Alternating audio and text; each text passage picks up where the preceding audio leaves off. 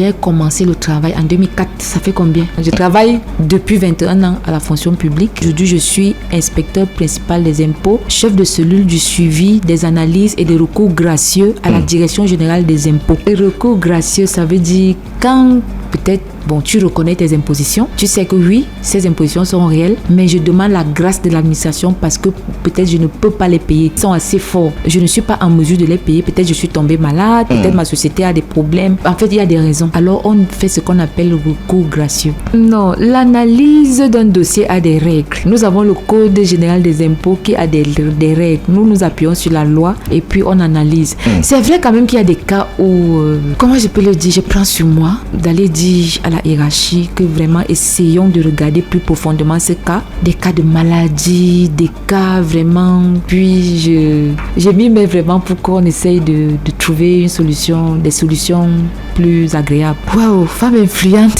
ça je ne savais pas. Je ne le savais pas. Ah bon, Francis Libéral, si tu le dis, ok, je suis une femme influente, d'accord, merci. Maintenant, je ne sais pas, mais je pense que oui. Vous savez, être l'épouse d'un homme public fait de vous aussi une femme publique. Ça peut aussi venir de là, peut-être. Et puis, maintenant, nous sommes à l'ère des réseaux sociaux. Mon mari a été connu quand il est passé directeur adjoint du cabinet civil. Avant, c'était quelqu'un qu'on nous connaissait vraiment. Si qu'il a été connu en rapport avec les activités que je fais, vous savez, avec tout ce que vous connaissez, le continent, les stations d'essence, et beaucoup de personnes qui ont dit beaucoup de choses. C'est sa femme qui a ça. Et puis, voilà comment on a été connu. Bon, maintenant, l'influence vient aussi du fait que j'évangélise beaucoup. Parfois, je suis dans les marchés. On me voit parfois dans les marchés. Je prêche la parole de Dieu. Ça va dans les réseaux sociaux. Ça fait le buzz. Ceux qui pensent bien, ceux qui pensent mal. Bon, on fait avec tout ça. Je pense que l'influence peut aussi venir de là. Et puis, les prédications dans l'église qui vont dans les réseaux sociaux. Et tout le monde voit.